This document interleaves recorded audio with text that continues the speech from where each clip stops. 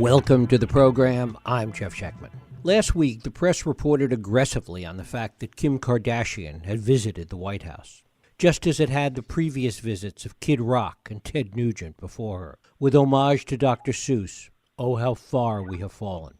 On April 29, 1962, John Kennedy welcomed a group of Nobel Prize winners to the White House. Besides the prize winners, other guests included William Styron, James Baldwin, Mary Welsh Hemingway, John Glenn, Arthur Schlesinger Jr., Pablo Casals, Linus Pauling, and so many others. Held at the height of the Cold War, the dinner celebrated American achievement and symbolized a time when ideas and facts mattered and were esteemed.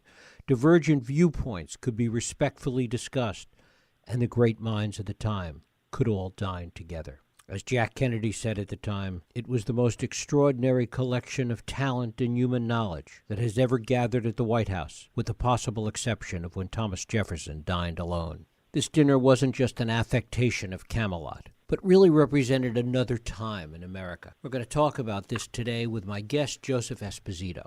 He's a historian, writer, and educator. He served in 3 presidential administrations and most recently as Deputy Undersecretary for International Affairs at the U.S. Department of Education. He's taught history at 3 different colleges, and he's the author of a new book entitled Dinner in Camelot: The Night America's Greatest Scientists, Writers, and Scholars Partied at the Kennedy White House. Joe Esposito, thanks so much for joining us. Thank you, Jeff. Great to be with you. It's great to have you here. When did you decide that this event, that this dinner, this moment in time was worthy of really taking a look at as something special, that was something representative of something? Well, I met John Kennedy in 1960, which was a very important moment for me. I was a 10-year-old boy, and it had an impact on me. And I subsequently went on to serve in the government, largely as a result of the inspiration from President Kennedy. But I also had followed over the years a number of the important events of the Kennedy era, as well as the 1960s, which were an important time for me. And I was quite interested in this story. And actually, the more I began digging, I became even more interested, because it's just a fascinating example of America when it worked and when consensus was important and when we could honor people at the highest levels at the White House. And I think it's extremely timely right now. It's really so hard, and you know, in looking at Dinner in Camelot, it's hard to imagine young people reading this book and understanding that moment in a world of alternative facts and refutation of even the best science. It's really difficult to even comprehend in this context. It is. And in fact, I think we need to have young people gain a better appreciation for history. And it seems to many that this period, the 1960s, or even the 70s for that matter, or the 80s, is very far removed from our time. And obviously, as a historian and as somebody who teaches history, I feel that's quite important. So hopefully, books like mine might remind people that there was such a time. Tell us a little bit about this dinner, how it came together, what the idea of it originally was.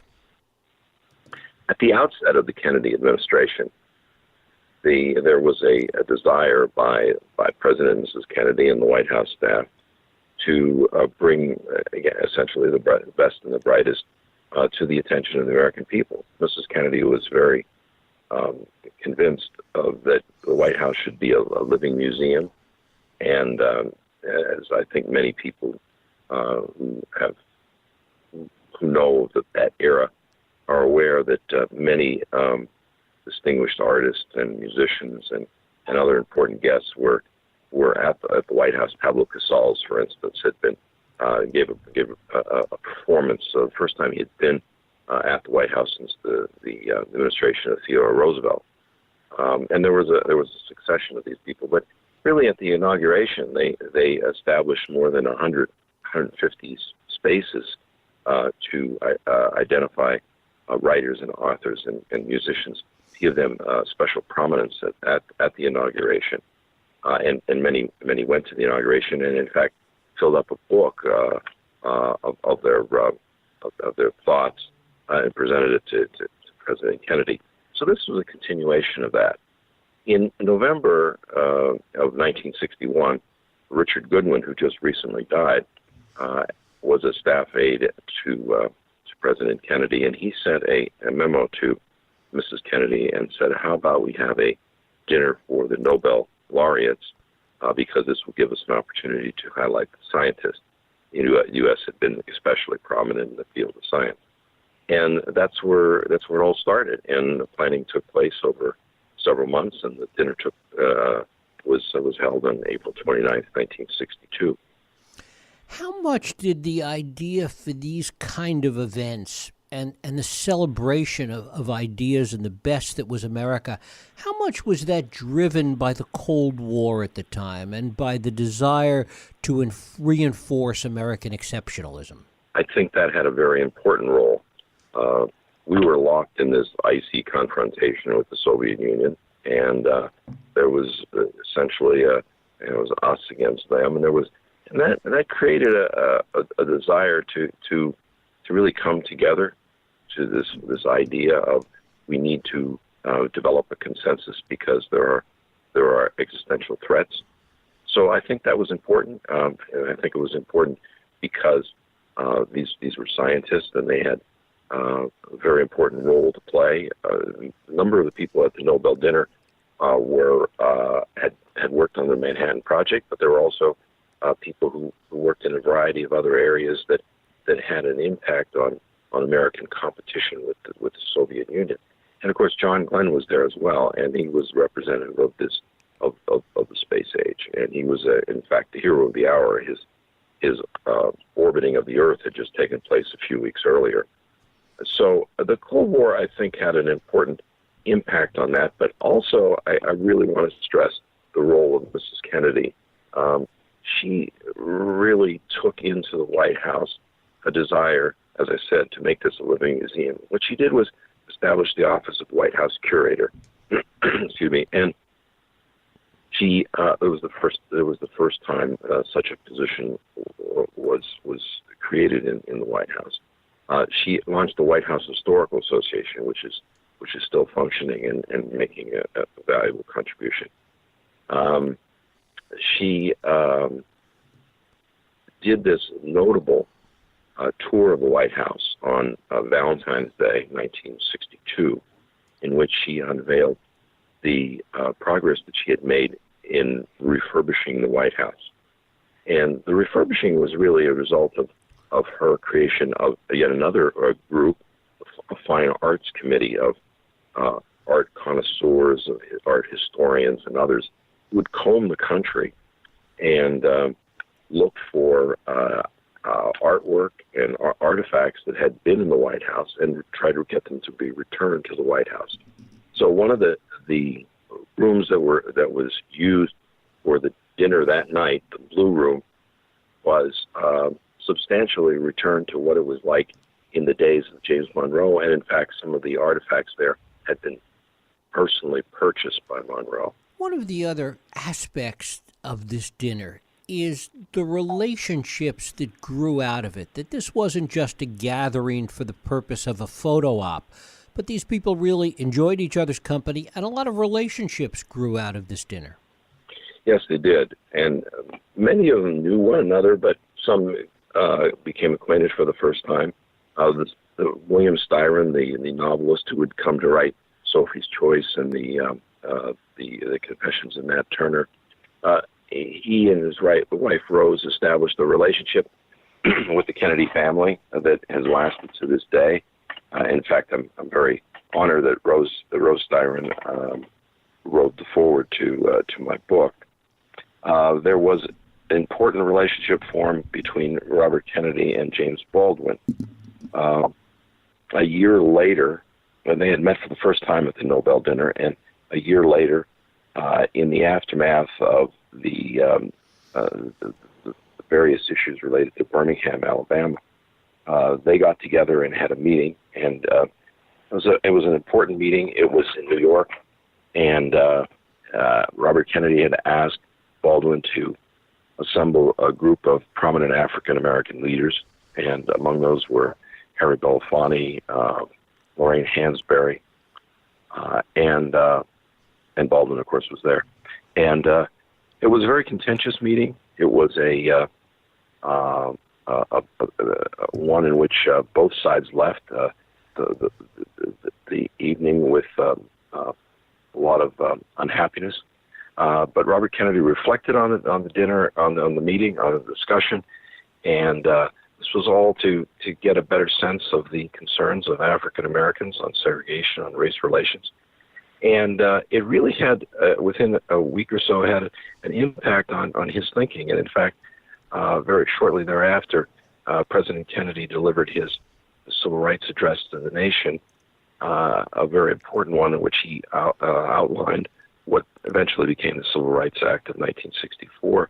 And Robert Kennedy was the only aide, or the only official in the administration who supported President Kennedy doing that.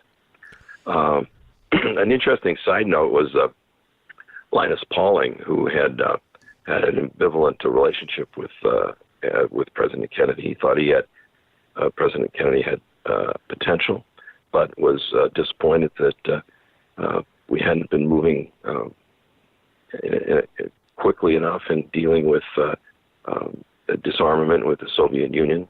Pauling, who had received his Nobel Prize for chemistry, had become increasingly a peace activist, and he actually had been picketing outside the White House that very day, and he was picketing the previous day as well. He had come to Washington for the Nobel dinner, but decided to join in the picketing because there was a group that was protesting the lack of progress on a nuclear agreement with the Soviet Union. So when he and his wife, Ava Helen Pauling, who was also a social activist, a peace advocate, they changed, walked over a couple blocks to the Willard Hotel in Washington and changed into their dinner clothes, and then went to the White House to dinner. And in the receiving line, President Kennedy said, "Well, Dr. Pauling, I see you've been around the White House a few times." And before he introduced Dr. Pauling to Mrs. Kennedy, he said, "Well, I hope you will continue to express your opinion." I think that was an amazing statement. And in fact, there were other people at the dinner that night who had disagreed with President Kennedy on various issues. There was actually a third person who was picketing, and can't make this stuff up, but his name was Clarence Pickett, and he was the executive secretary of the American Friends Service Committee, which had received the Nobel Peace Prize in 1947. So there are people who disagree with Kennedy, and I emphasize this because this was an opportunity here at the Nobel dinner to really highlight people for their achievements to the United States, and there was no partisanship. How was the dinner reported at the time?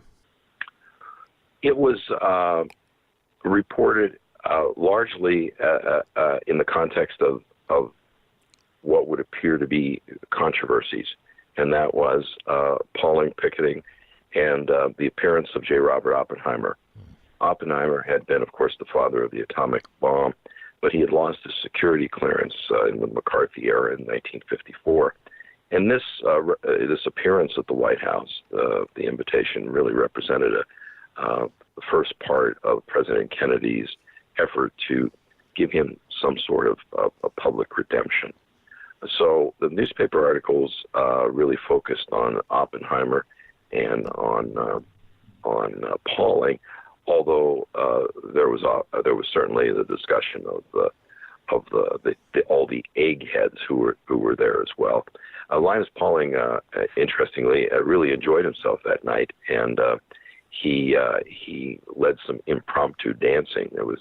They were moving from one room to another. He and his wife started dancing to the strolling strings that were playing throughout the evening, and a few other couples joined in. And some of that was covered. Some photos of that, which was somewhat interesting. You've talked about Jackie Kennedy and really her imprimatur on this. Talk a little bit about Jack Kennedy and how he saw this event. I think he saw it as in two ways. One, three ways really. One was he was very supportive of his wife, and he knew that she wanted to place an emphasis on the arts and literature, and by extension on the sciences as well. And he was very supportive of the idea of her work in the White House. He was really the driving force here. I think secondly, he was a master at understanding the importance of symbolism, and he understood what this meant to bring these people together at the highest levels, and to show the American people that we really respected their work. A number of these Nobel laureates were immigrants, people who had fled oppressive regimes. And I think third, that he also was very interested in highlighting our success in the sciences. A month before the dinner, he had spoken at the University of California at Berkeley, and he pointed out accurately that there had been more Nobel Prize winners at Berkeley than had been ever awarded to the people in the Soviet Union, and just at that one institution. And some of those people were most of those people were at the dinner in the following month. So this was a time when we were very interested in ensuring that we were competitive with the Soviet Union in the sciences. So I think that was another important factor. Could you imagine something like this dinner, this event happening nowadays? Be very, very difficult to imagine that, yes. And I think there are obviously a number of reasons why that might be. And this question comes up when I've been speaking about the dinner. And I think one explanation, and again, there are others, but one explanation is, as a society, I think we've drifted toward really honoring celebrity and not achievement.